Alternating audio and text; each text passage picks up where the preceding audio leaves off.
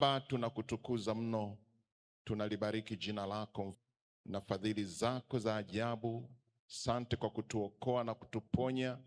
Mambo mengi tumepitia mwaka uliopita, lakini Bwana wa mabwana umekuwa mwingi wa rehema na huruma nyingi zisizokoma katika maisha yetu. Wewe umetuokoa, wewe umetuponya, wewe umeturehemu, wewe umetutakasa, wewe umetutia nguvu na kutuimarisha. Tumeuona mkono wako wenye nguvu. Jina lako Mungu libarikiwe na kuinuliwa, mfalme wa wafalme. Asante kwa ajili ya siku hii mpya, mwanzo mpya wa mwaka huu mpya wa 2026. Bwana Yesu, tunahitaji kuanza pamoja nawe. Tembea pamoja nasi, tufunike. Nguvu zako Mungu zikawe juu yetu. Mwatamie kila mmoja wetu Bwana kwa roho wako wa uzima. Tuokoe, tuponye, tutetee, tushindie, tuwezeshe, tufanikishe. Mungu na kutukuza na kukushukuru, nikirudisha sifa na utukufu machoni pako Bwana. Katika jina lake Yesu Kristo tunaomba. Amen. Tukae. Bwana asifiwe sana.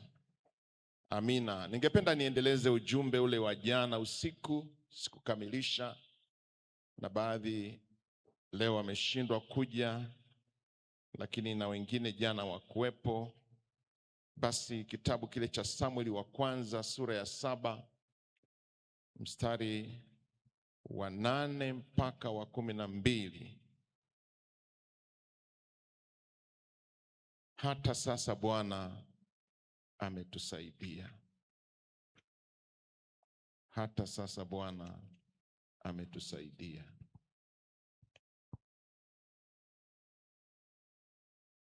Tasoma kitabu kile. Kuna watu wamesafiri leo mbalimbali, wengine walituaga jana, hawapo, na wengine bado ni wadhaifu. Tutamwombea baadaye. Mama Tupa alikuwa mdhaifu, sijui anavyoendelea. Jaribu kumtafuta jana, sijampata. Sura ile ya 7 Samueli, kuanzia mstari wa 8, Biblia inasema, wana wa Israeli wakamwambia Samueli, usiache kumlilia Bwana Mungu wetu kwa ajili yetu, kwamba atuokoe na mikono ya Wafilisti. Ndipo Samueli akatoa mwanakondoo mchanga akamtolea Bwana sadaka ya kuteketezwa mzima.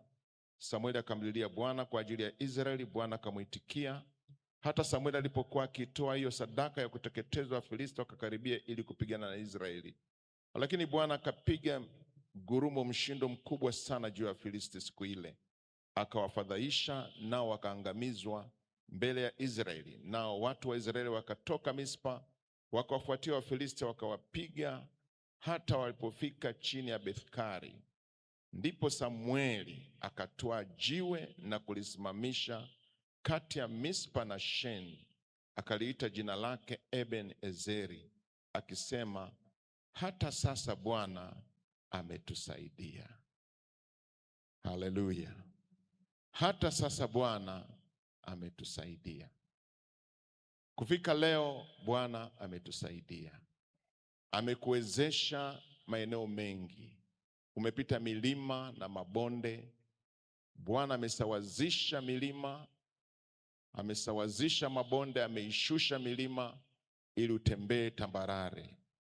Kwa nini? Kwa sababu amekupenda. Bwana asifiwe sana. Katika Zaburi ya 94 mstari ule wa 17, Zaburi ya 94 mstari wa 17. Leo yule msomaji wangu sijui hayupo. 94 mstari wa 17.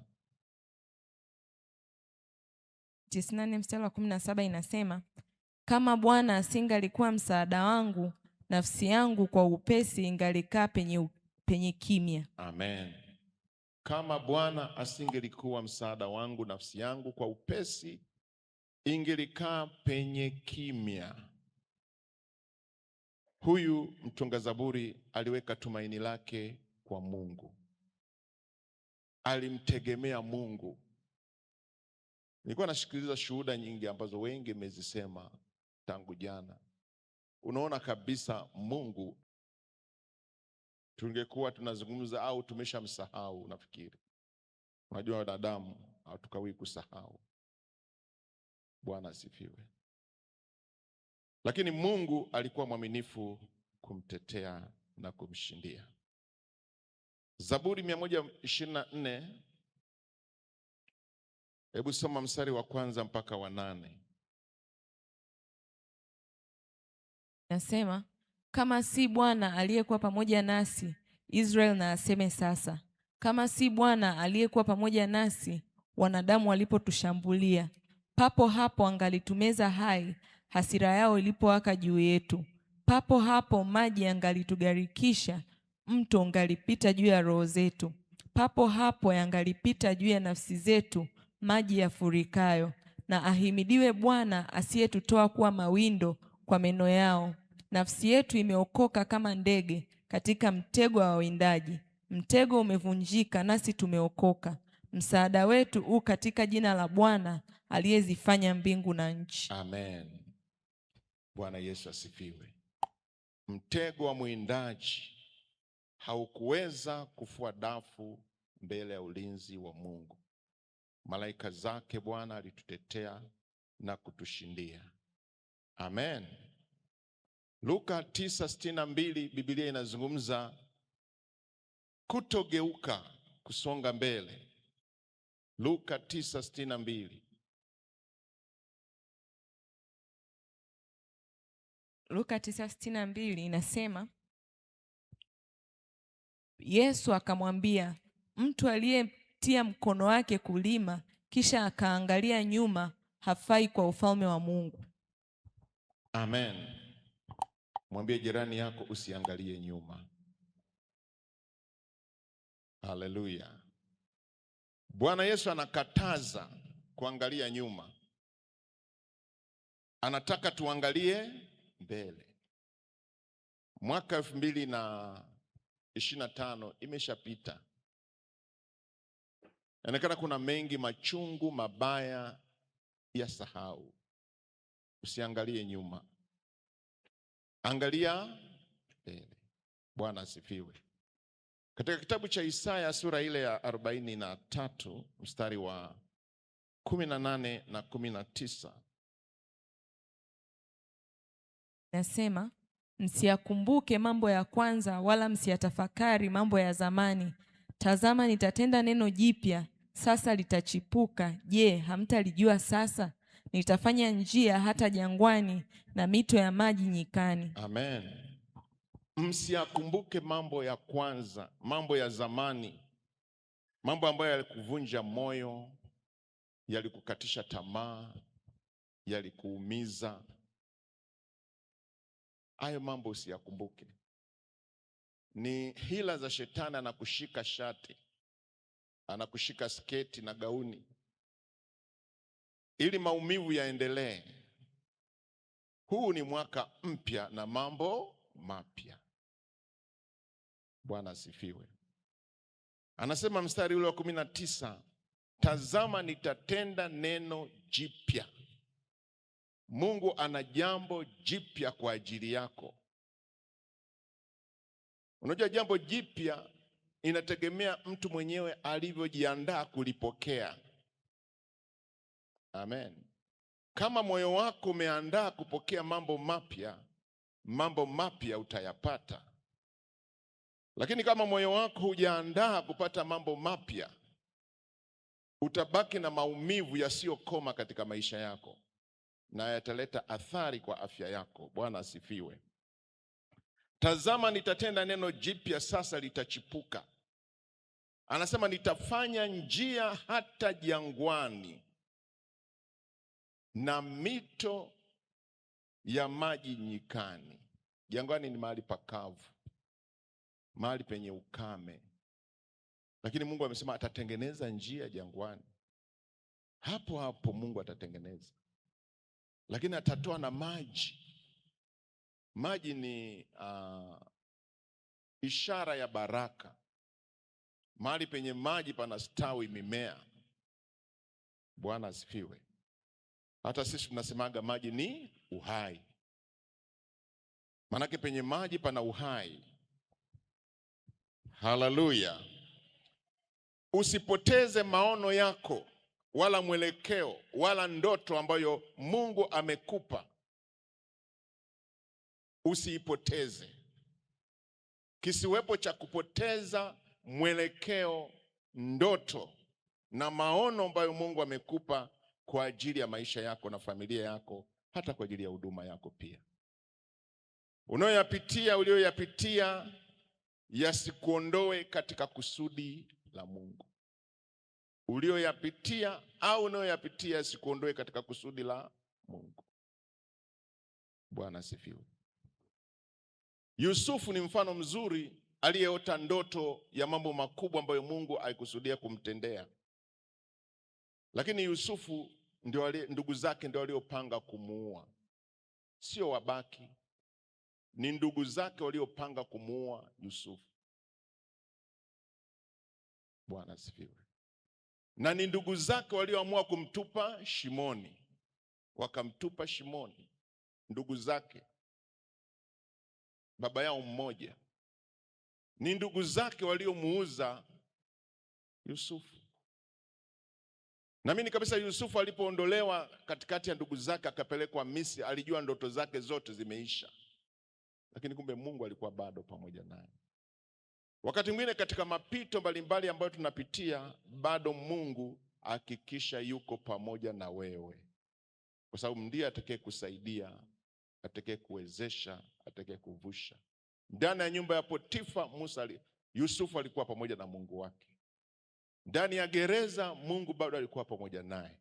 Mpaka anatoka gerezani, anakuwa waziri mkuu, ndoto yake inatimia. Na wewe usikate tamaa. Amen. Inawezekana kuna jambo alijatimia mwaka 2025. Mungu amekupa mwaka huu makusudi, ndio maana upo leo.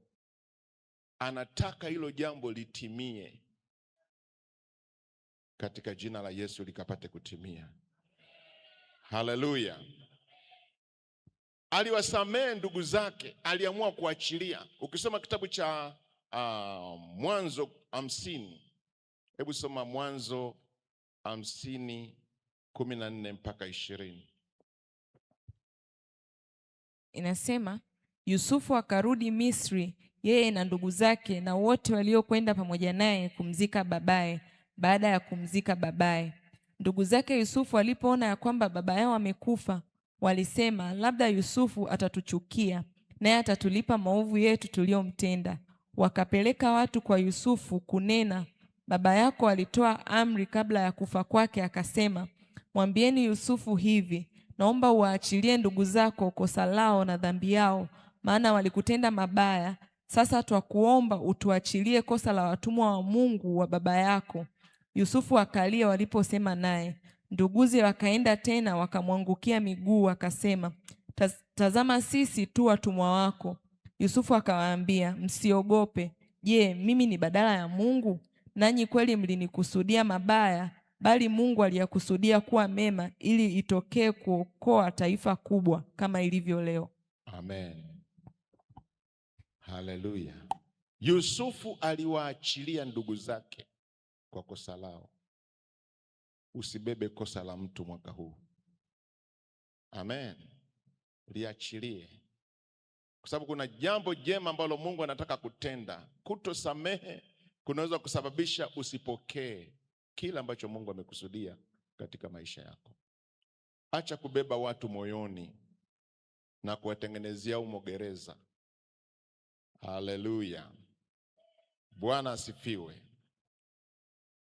Aliwasamehe ndugu zake. Unajua kusamehe kunasababisha kufungua milango. Hata Ayubu ukisoma mwishoni alipowasamehe ndugu zake, wale marafiki zake waliomnenea mabaya, ndipo Mungu akambariki. Bwana asifiwe. Sasa nikwambie neno la mwisho. Songa mbele. Amen. Songa mbele. Kisiwepo cha kukuzuia wewe kusonga mbele katika maisha yako. Musa alipomlilia Mungu wakati wana wa Israeli wako katika bahari ya Shamu, aliwaambia, usinililie mimi, songa mbele. Mungu hawezi kukuanzishia safari alafu iishie katikati. Haiwezekani. Ndio maana tunasoma Mungu anasema anatangaza mwisho mwanzoni. Amen. Anatangaza mwisho wako siku ya kwanza. Bwana asifiwe. Kama Mungu anataka kukupa nyumba, hakuonyeshi pagale. Anakuonyesha nyumba iliyokamilika. Wewe ndio utatafuta kiwanja, wewe ndio utatafuta simenti, wewe ndio utatafuta nondo ili kutimiza lile ambalo Mungu alikuonyesha. Bwana asifiwe.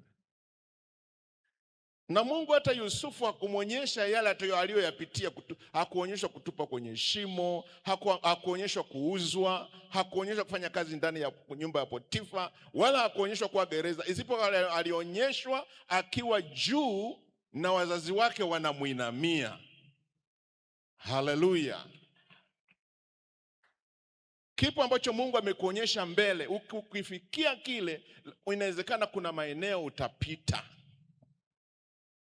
Usiyakwepe. Bwana asifiwe. Usikwepe, kwa sababu yanakutengeneza wewe ili upokee kila ambacho Mungu amekusudia. Bwana asifiwe sana. Unajua kuna vitu ambavyo kama Mungu akituonyesha leo, tutagairi wote. Tutasema kama ni hivyo, ngoja nikatafakari upya. Haleluya. Mwanzo Mungu anakuonyesha kitu kilicho kamili. Kama akikufanyika mwaka jana, sio kwamba Mungu hatakikamilisha. Yeye alianzisha kazi njema ndani yako, lazima atakikamilisha. Bwana apewe sifa sana. Mtume Paulo anazungumza katika kitabu cha Wafilipi 3:12-14. Wafilipi 3:12-14. Inasema, si kwamba nimekwisha kufika au nimekwisha kuwa mkamilifu, la, bali nakaza mwendo ili nipate kulishika lile ambalo kwa ajili yake nimeshikwa na Kristo Yesu. Ndugu, sijidhani nafsi yangu kwamba nimekwisha kushika, ila natenda neno moja tu, nikiyasahau yaliyo nyuma, nikiyachuchumilia yaliyo mbele. Nakaza mwendo niifikirie mede ya thawabu ya mwito mkuu wa Mungu katika Kristo Yesu. Bwana asifiwe. Anasahau yaliyopita, anayachuchumilia yaliyo mbele. Amen. Yapo mengi sana ambayo yanaweza kawa na kuzuia. Wakati mwingine changamoto mbalimbali kikazi, kibiashara, katika ndoa, kwa watoto, katika jamii, wakati mwingine hata katika afya. Vyote hivi ni vitisho ili usifikie hatima yako. Bwana asifiwe. Mwangalie Bwana Yesu. Haleluya. Yeye alianzisha kazi njema ndani yako, atakwenda kuikamilisha. Amina. Anasema nayachuchumilia yaliyo mbele, Kristo aliko. Vingine viweke pembeni, visogeze pembeni, viruke, visisababishe wewe usipokee, usilitimize ulilokusudia moyoni mwako kwa ajili ya utukufu wa Mungu. Amen. Kwa hiyo mwambie ndugu yako hapo pembeni, mwambie ndugu yangu, songa mbele. Kama Mungu ameruhusu ufike leo, ana makusudi na wewe. Haleluya. Mwambie jirani yako, ana makusudi na wewe. Kama usingekuwa na makusudi wewe, ungeachwa mwaka 2025. Usingevuka leo. Amen. Mwambie jirani yako, sitakufa, nitaishi, nipate kuyasimulia matendo makuu ya Mungu. Haleluya. Shangilie Bwana Yesu basi.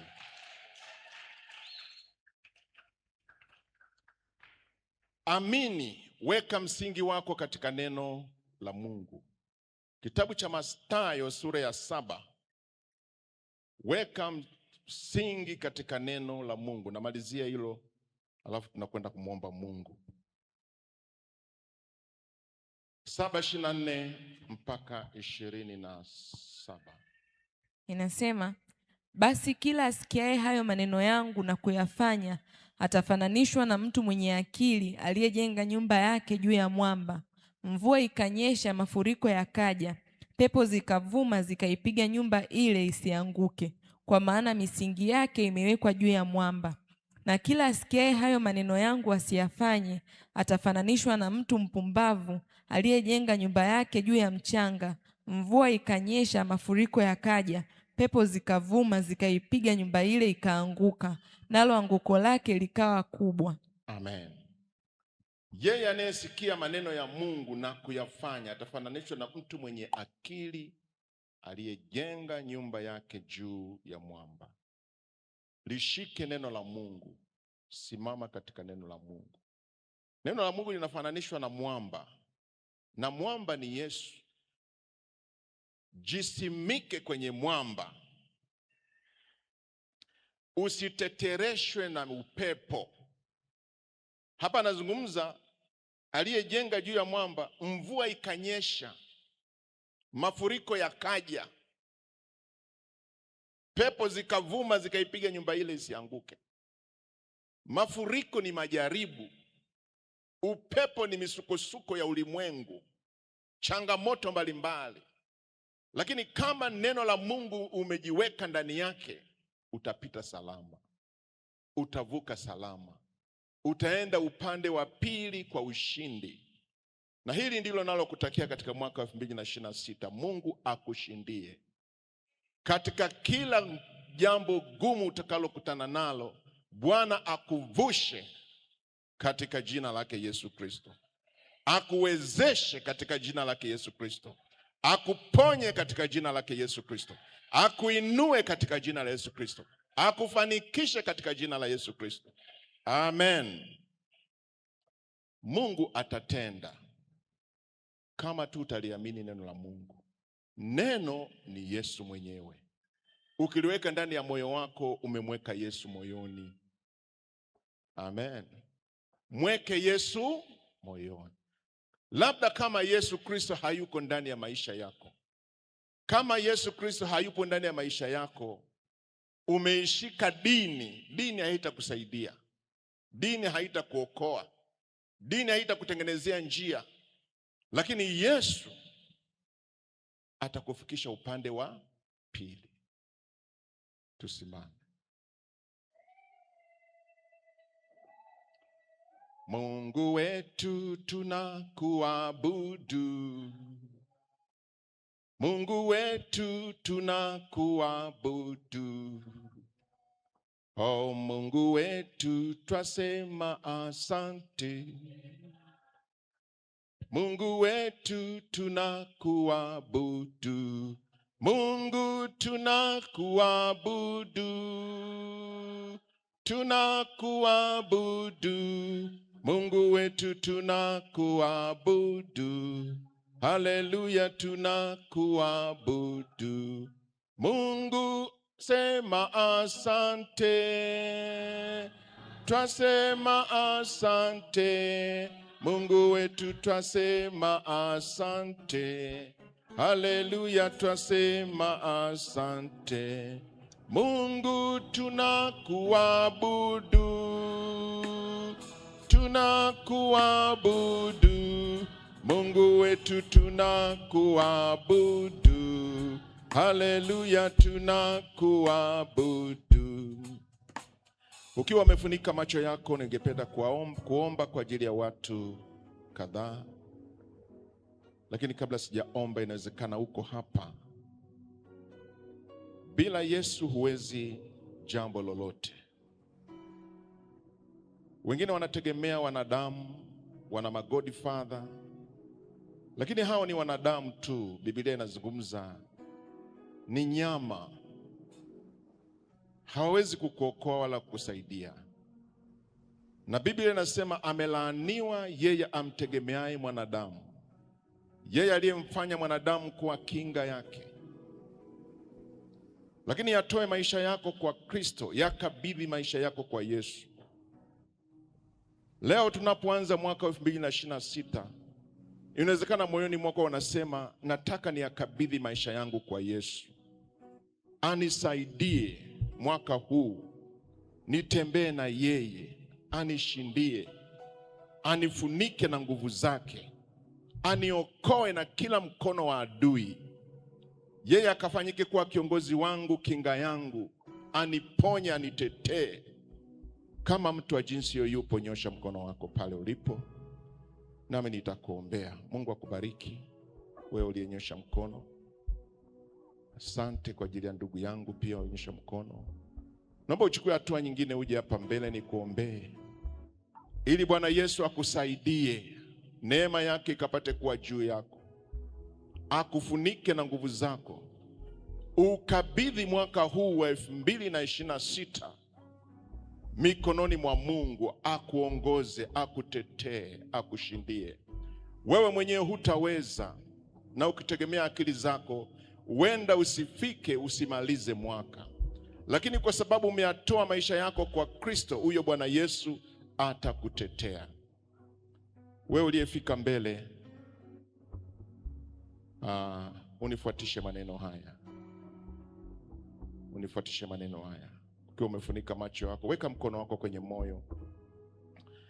Sema, Bwana Yesu, ninakushukuru kwa kunifikisha leo tarehe 1 mwezi wa kwanza 2026. Bwana Yesu, najikabidhi kwako. Bwana Yesu, natubu dhambi zangu zote. Bwana Yesu, nisamehe yote niliyokukosea. Futa jina langu kwenye kitabu cha hukumu. Futa jina langu kwenye kitabu cha hukumu. Fuatisha maneno haya mwenyewe. Futa jina langu kwenye kitabu cha mauti. Andika jina langu kwenye kitabu cha uzima. Niwe mali yako Yesu, kuanzia leo. Nitembee na wewe, yafunike maisha yangu kwa damu yako Yesu. Andika jina langu kwenye kitabu cha uzima. Niokoe Yesu, niponye, nitetee, nishindie. Mwaka huu nikauone mkono wako ukinitetea na kunisaidia, katika jina la Yesu. Funika macho yako hivi na nitaomba kwa ajili yako. Baba, katika jina lake Yesu, asante kwa ajili ya watoto wako hawa ambao Bwana wamefika katika madhabahu yako. Mungu, wamekujia wewe uliye mwokozi wa ulimwengu, wewe uliyewafia, wewe uliyemwaga damu kwa ajili yao. Bwana Yesu, nakusihi ukanyoshe mkono wako juu yao kwa jina la Yesu. Nakemea kila kazi za shetani juu yake, mamlaka zote za giza, hila za adui, kama alivyokuamini mioyoni mwake na kulikiri jina lako Yesu. Naomba roho ya uzima ikawepo ndani yake katika jina la Yesu. Nateketeza kila kazi za shetani, nazilipua kwa moto wa Roho Mtakatifu katika jina la Yesu Kristo. Bwana Yesu, ninaomba rehema na utakaso juu yake. Ponye na kumwokoa, mfunike kwa damu yako katika jina la Yesu Kristo. Bwana, ukaliandike jina lake kwenye kitabu cha uzima. Funike na nguvu zako Bwana, mponye na kumwokoa. Takasa roho, nafsi na mwili wake kwa jina la Yesu. Mpe kibali machoni pako Bwana.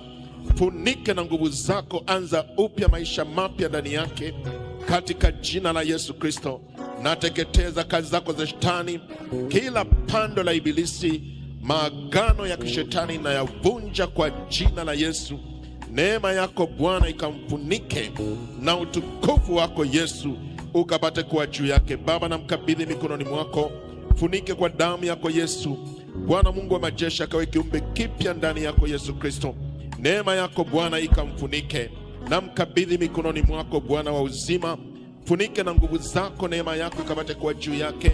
Ukabariki roho yake, nafsi na mwili, nguvu zako zikamwatamie Bwana, namkabidhi mikononi mwako katika jina la Yesu Kristo. Funike kwa damu yako ya thamani, ulinzi, wokovu, uponyaji, ushindi na baraka zako Yesu zikapate kuwa juu yake katika jina la Yesu mwana Mungu aliye hai. Wakati unikaribishe, kama mtu anaumwa, wewe unayeumwa, njoo tuombe pamoja nawe. Bwana Yesu ni mponyaji, neema yake ipo katikati yetu. Bwana Yesu apate kukugusa na kukuponya katika jina lake Yesu Kristo. Asante Bwana Yesu. Bado tuko katika uwepo wake Mungu. Naomba unyoshe mkono wako mbele kwa ajili ya maombi ya watu hawa, ili Bwana Yesu apate kuwagusa. Naomba wa mchungaji aje tuombe pamoja nao katika jina lake Yesu Kristo, mfalme, Bwana wa uzima na Mungu wa wokovu wetu. Nyosha mkono wako afu mwamini Mungu kwamba Bwana anaweza kumponya. Ninaomba ukaguse pale panapouma, weka mkono wako alafu mwamini Mungu tunapoomba sasa. Baba, katika jina lake Yesu Kristo, mfalme, watoto wako hawa wako madhabahuni pako Bwana. Wewe Mungu ndiye Mungu tuponyaye. Ulichukua madhaifu yetu ukayaweka pale msalabani, tupokee uzima. Na si sasa Bwana, nguvu ya uponyaji ikashuke juu yao katika jina la Yesu Kristo. Baba mtakatifu, ninaomba ukamguse mjoli wako na mtumwa wako. Ninakemea kila kazi zote za shetani, kila pando la ibilisi kwa jina la Yesu Kristo wa Nazareti. Kila teso, kila maumivu kwa jina la Yesu Kristo wa Nazareti. Nafunga mamlaka za giza kwa jina la Yesu wa Nazareti. Na yeyusha kila uvimbe kwa jina la Yesu Kristo mwana Mungu aliye hai. Na kemea kila kazi ya shetani. Moto wa Roho Mtakatifu ukashuka juu yake na kuteketeza kila kazi za adui. Toka mauti na kuzimu na kupunga katika jina la Yesu. Achia roho yake, achia nafsi yake, achia na mwili wake kwa jina la Yesu wa Nazareti. Bwana ukamguse Bwana katika utosi. Na kemea magonjwa kila namna kwa jina la Yesu. Kansa ya kila namna tunaipinga na kuikataa kwa jina la Yesu. Roho ya mauti ninaifunga katika jina la Yesu. Haina mamlaka juu yake. Toka mauti, toka mauti, toka mauti, toka mauti. Huna fungu sehemu, nafasi wala mamlaka juu ya mwili huu. Na kukemea, toka, mwachie kwa jina la Yesu. Moto wa Roho Mtakatifu, Roho wa uzima, akapenye katika kifua, akapenye katika tumbo, akapenye katika tumbo la uzazi, akapenye katika mishipa, nyama, damu na mifupa yake, ikapokea uzima kwa mamlaka ya jina la Yesu. Kwa jina la Yesu Kristo wa Nazareti, Bwana ukamponye na kumwokoa. Weka uzima ndani yake kuanzia sasa. Mwinue na kumtetea. Wewe Bwana ukamshindie. Awe kawe na neno la ushuhuda wa utendaji wako Roho Mtakatifu ndani ya mwili wake. Bwana Yesu, namkabidhi mikononi mwako. Asante Bwana, ninaomba uponyaji juu yake, nikikemea kila kazi ya shetani, mamlaka za giza, mauti na kuzimu. Toka, achia kwa jina la Yesu. Maumivu ya tumbo yamwachie. Toka, achia kwa jina la Yesu. Bwana ukamwokoe, Bwana ukamponye, akapokea uzima kwa mamlaka ya jina la Yesu Kristo mwana Mungu aliye hai. Bwana Yesu, asante kwa kumgusa na kumponya kwa jina lake Yesu Kristo. Bwana wa majeshi, asante kwa neema yako Bwana. Baba, namkabidhi kila mmoja mikononi mwako aliyeingia nyumbani mwako asubuhi ya leo. Ninaomba baraka juu yake, kama ambavyo Mungu umemvusha na kuingia mwaka 2026. Neema yako Bwana ikapate kuwa juu yao. Walinde, watunze, waponye. Neema yako Mungu ikawafunike. Na kataa roho zote za magonjwa, roho zote za mateso, uchawi na ushirikina, vyote tunavikomesha katika jina la Yesu. Havina fungu, sehemu, nafasi wala mamlaka katika jina lake Yesu Kristo mwana Mungu aliye hai. Bwana Yesu kamguse kila mmoja. Weka mkono wako kwenye moyo unapokwenda kuomba sasa. Baba, katika jina la Yesu, nakataa roho zote za kufisha juu ya mtu huyu aliyeingia nyumbani mwako siku ya leo. Nakemea roho za magonjwa, nakemea roho zote za mateso, nakemea roho zote za kuzimu, nguvu zote za ibilisi, mauti na kuzimu, vyote ninafunga katika jina la Yesu. Toka shetani, achia, toka, achia katika jina la Yesu.